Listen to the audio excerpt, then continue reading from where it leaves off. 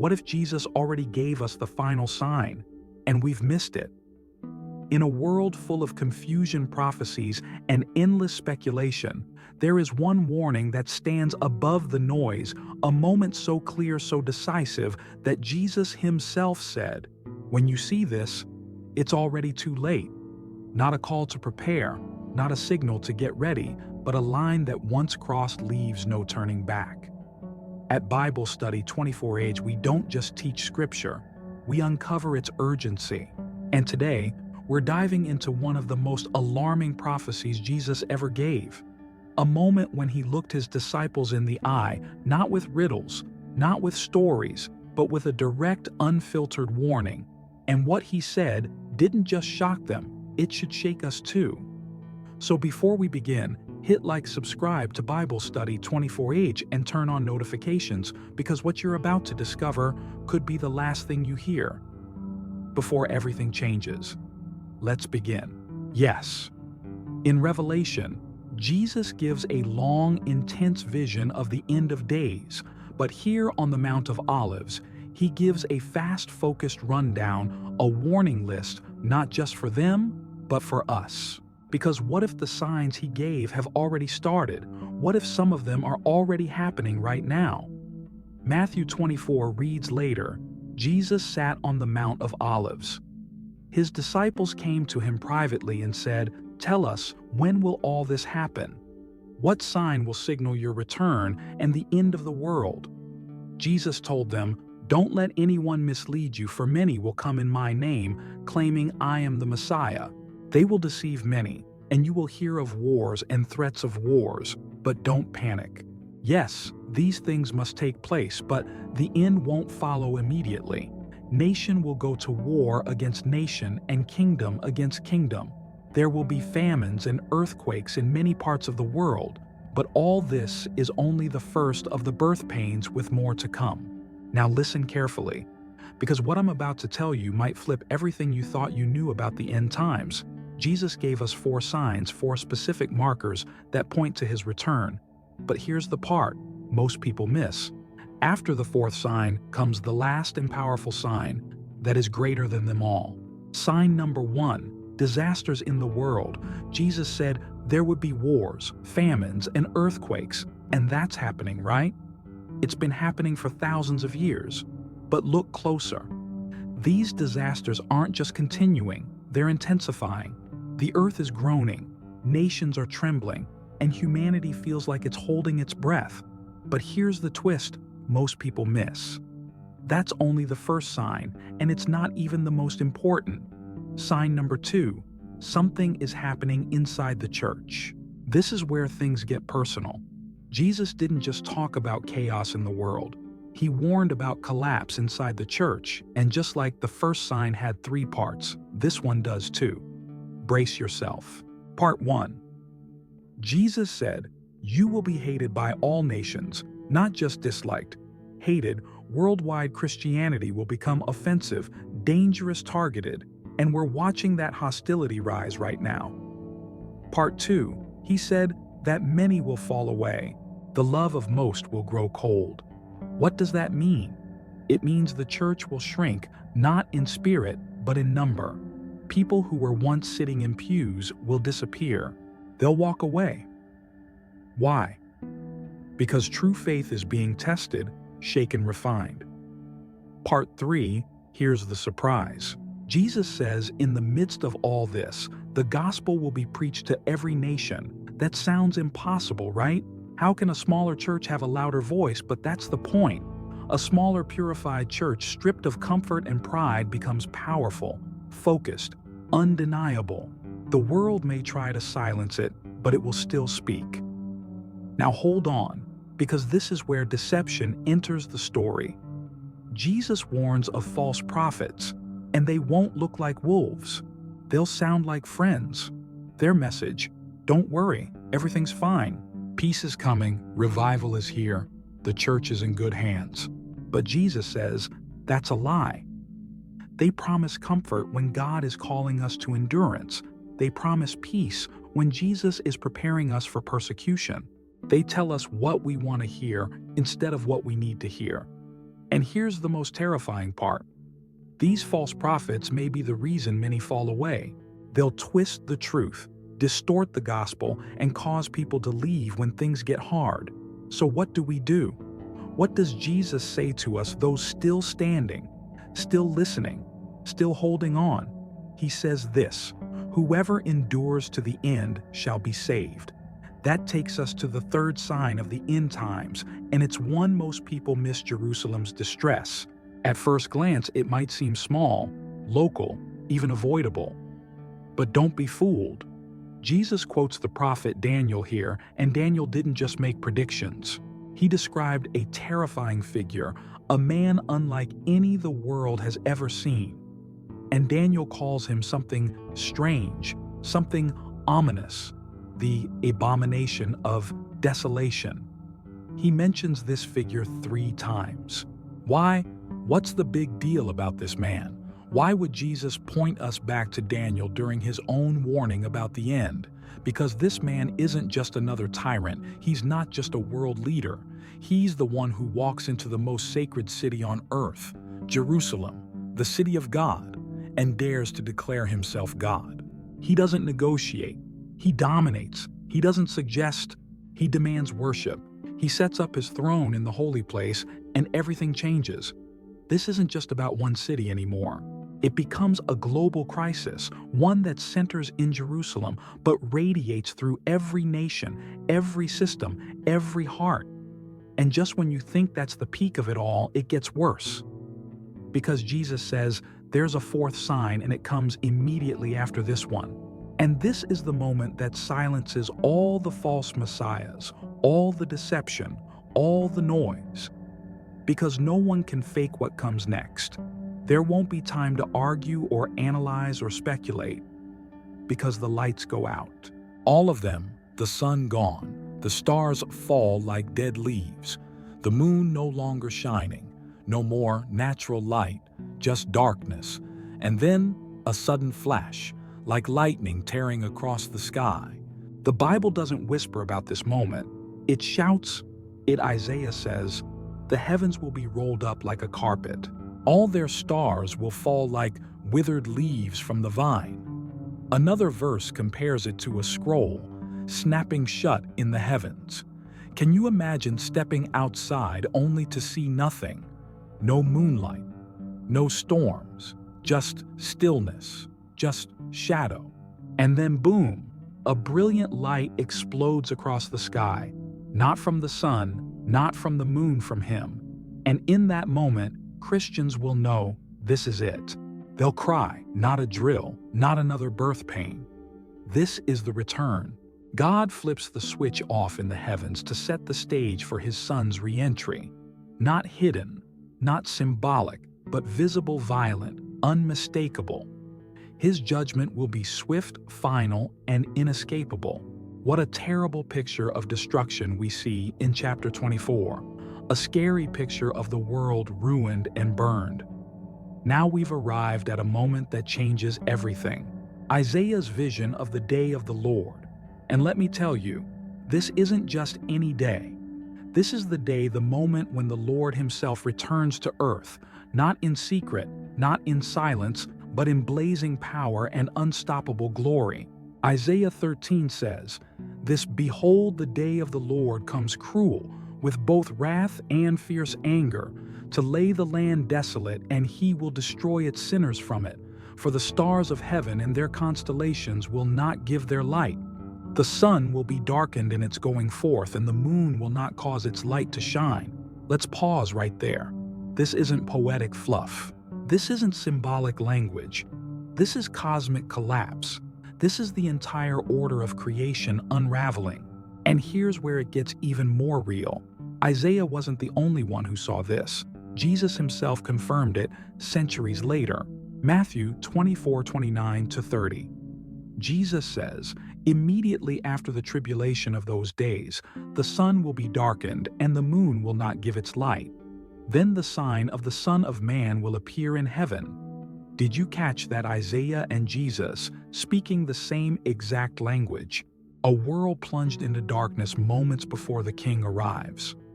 Now here's the part that might give you chills. This day, the day of the Lord, isn't just some far-off idea.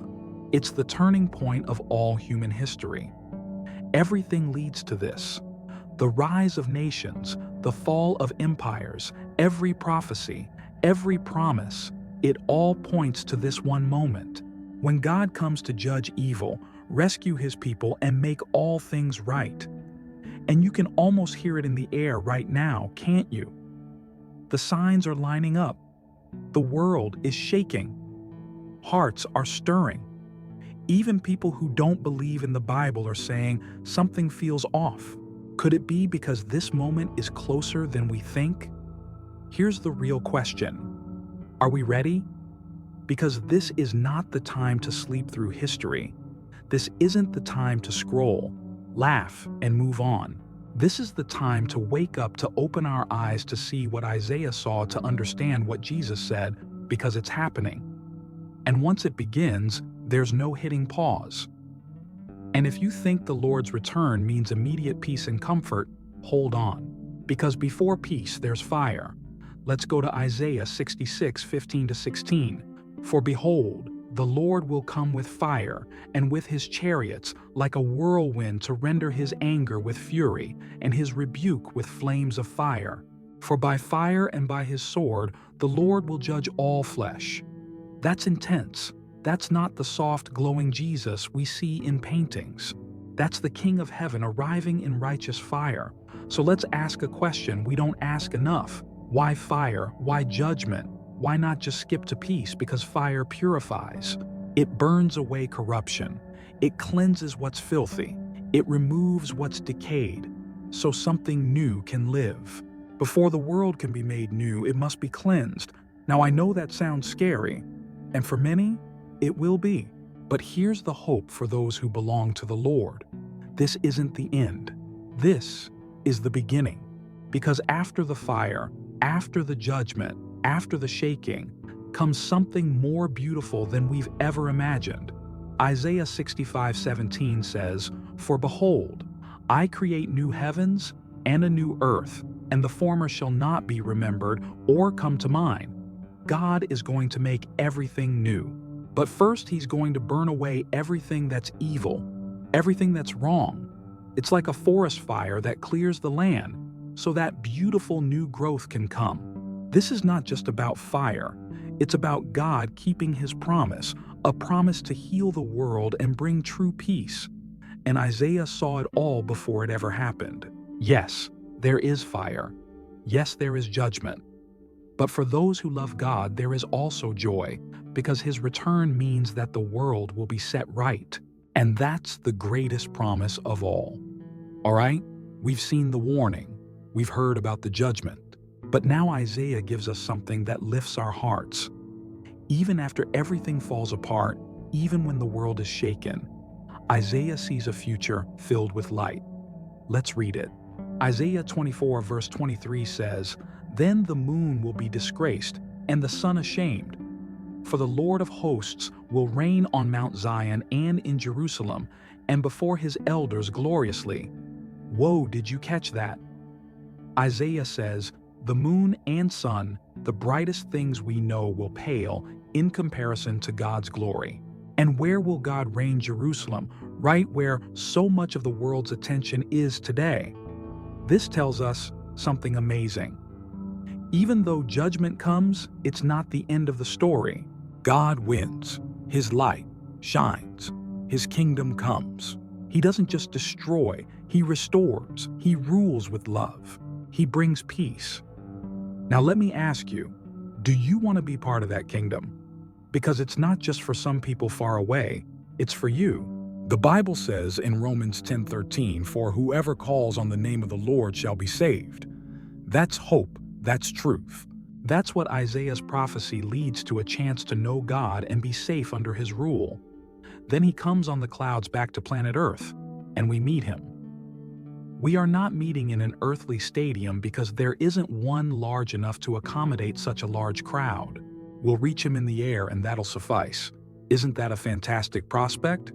At this point, history as we know it is over. The battles have been fought. The judgments have fallen. The enemies of God have been crushed. And now, John turns the page. What he sees next isn't just a prophecy, it's a glimpse of forever. We're no longer talking about what will happen on this earth. We're stepping into what comes after eternity. Something breathtaking is about to unfold. John says in Revelation 21, "And I saw the holy city, New Jerusalem, coming down out of heaven from God." Can you picture that? A city not built by men, not born from bricks and mortar, but designed by God Himself, coming down from heaven. And it doesn't stop there. Then John hears a loud voice from the throne saying, "See, the tabernacle of God is among men. He will live among them. They will be His people, and God Himself will be with them. He will wipe away every tear from their eyes." Pause for a moment. Let that hit you. No more pain, no more sorrow, no more death, no more crying. Every disappointment you've carried, every moment you felt broken, every tear you cried in secret wiped away forever, the old order of things gone. A city unlike anything the world has ever known, descending from heaven, shining with the glory of God, the New Jerusalem. Its brilliance is like a precious gem, clear, radiant, alive with divine light. This isn't fantasy. This isn't myth. This is the future. And here's what might be even more breathtaking. The city does not need the sun or the moon to shine on it, for the glory of God gives it light, and the Lamb is its lamp. No sun, no moon, no night. God Himself lights up eternity. And unlike now, where darkness comes every evening and rest is required, there we'll never tire, never sleep, never feel fear when night falls, because it never will. And the nations, they'll bring their glory into the city. Kings, peoples, cultures, each honoring the Lamb in the way they were created to do. And still one more line cuts deep. Nothing impure will ever enter it, nor will anyone who does what is shameful or deceitful. Then Jesus gives a very simple statement about a fig tree, and this is where many Christians have gone astray. He says, "Now learn this lesson from the fig tree. As soon as its twigs get tender and its leaves come out, you know that summer is near." Jesus is telling us that when you notice all these events happen, you know that we are there. Now, that analogy of the fig tree is not an allegory. It is a straightforward analogy from everyday experiences, such as Jesus often presented in His teaching. You see the fig tree doing this. You say the summer is coming, and it will come in the same style. When you notice these 4 signs, you know that summer is coming. Sadly, people have read it as an allegory. When the Son of Man returns, it will be like it was in Noah's day. In those days before the flood, the people were enjoying banquets and parties and weddings right up to the time Noah entered his boat. People didn't realize what was going to happen until the flood came and swept them all away. That is the way it will be when the Son of Man comes. 2 men will be working together in the field. One will be taken, the other left. 2 women will be grinding flour at the mill. One will be taken, the other left. So you too must keep watch, for you don't know what day your Lord is coming. Understand this. If a homeowner knew exactly when a burglar was coming, he would keep watch and not permit his house to be broken into. You also must be ready all the time, for the Son of Man will come when least expected. A faithful, sensible servant is one to whom the master can give the responsibility of managing his other household servants and feeding them. If the master returns and finds that the servant has done a good job, there will be a reward. I tell you the truth, the master will put that servant in charge of all he owns. But what if the servant is evil and thinks my master won't be back for a while, and he begins beating the other servants, partying, and getting drunk? The master will return unannounced and unexpected, and he will cut the servant to pieces and assign him a place with the hypocrites. In that place there will be weeping and gnashing of teeth. Matthew 24:37-51. In the remainder of this sermon, Jesus goes on to 3 parables, which are the wise virgins, whose lamps were still burning when the bridegroom came, the foolish bridesmaids, whose lamps had gone out, and the parable of the wise and foolish virgins. They had gone away to try to get some oil, but they had missed the bridegroom's arrival and thus were unable to attend the wedding. Then he moved on to the parable of the talents, in which some people received 10 talents, others 5, and then someone received none.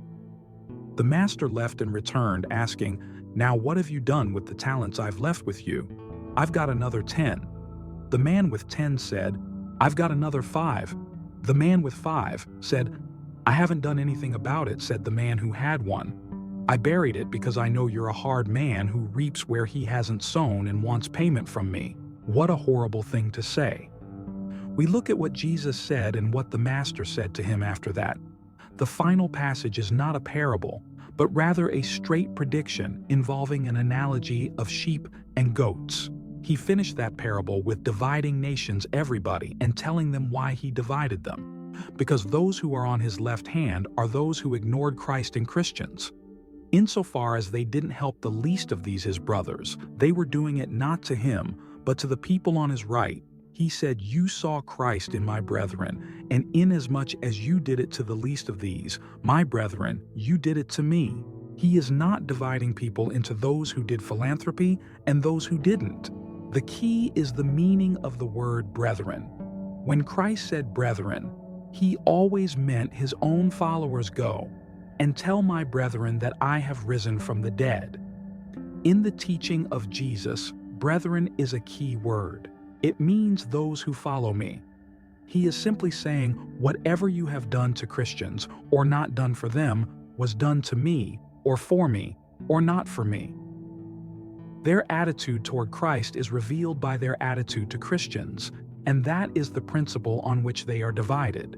Now let us consider all that we have seen in the passage. First, there is a warning that nobody has God's diary, that not even Jesus knew the date of his return. Angels didn't know it, and no man knew it. We should have a healthy ignorance of the date of his return. Nearer the time as we watch for the signs we will know. Mark 13:32. No one knows about that day or hour, not even the angels in heaven, nor the Son, but only the Father. Did you notice that one word appeared in all 3 parables? The parable of the home, the parable of the virgins, and the parable of the talents.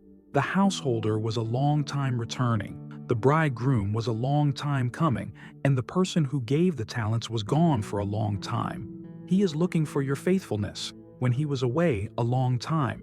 That is what he wants. He will say, "Well done, good and faithful servant, enter into the joy of your Lord." There will be this separation in his coming between the faithful who have continued to do what he has left them to do, those who have every day remembered that he is coming back, and who have kept to the job and endured the suffering and been his good and faithful servants, and those who, because he has not come soon, have fallen into bad ways. Their lamp has gone out, and they no longer shine for Jesus, and they have buried their talents. In the book of Proverbs, we are warned that where there is no vision, the people cast off restraint. Proverbs 29:18, NIV, or Parish KJV. There are 2 main objectives of the end-time church God has in view as he brings about the restoration of the church. Let's look first at God's purpose to restore unity to the church, or bring the church into unity. The church has a task to complete before Jesus can come back. Matthew 24:14 reads, "And this gospel of the kingdom will be preached in the whole world as a testimony to all nations, and then the end will come." All 4 gospels conclude with this commission to the apostles, and through them to the church. Universal disciples are to be made from every nation. It is God's desire and intention to have within his family humans from every tribe and language and people and nation. Revelation 5:9, 7, 9. Revelation 5:9. And they sang a new song saying, "You are worthy to take the scroll and to open its seals, because you were slain, and with your blood you purchased for God persons from every tribe and language and people and nation." Revelation 7:9. After this I looked, and there before me was a great multitude that no one could count from every nation, tribe, people, and language standing before the throne and before the Lamb. They were wearing white robes and were holding palm branches in their hands. Let us examine the great commission of Jesus Christ to his disciples after his resurrection. Jesus came and spoke to them, the disciples saying, "Then Jesus came to them and said, 'All authority in heaven and on earth has been given to me. Therefore, go and make disciples of all nations, baptizing them in the name of the Father and of the Son and of the Holy Spirit, and teaching them to obey everything I have commanded you. And surely I am with you always to the very end of the age.'" Matthew 28:18-20. There is a critical word here, therefore. We must never ignore the word therefore when we find it in Scripture. When you find a therefore in the Bible, you need to ask what it's there for. Jesus says, "All authority has been given to me. Go therefore." Why therefore the authority was given by God the Father to Jesus the Son after his death and resurrection. Jesus in turn here transmits that authority to his disciples. In other words, he is saying, "All authority was given to me. Now you go and exercise that authority on my behalf. The authority is vested in my name. As you go in my name, you have my authority."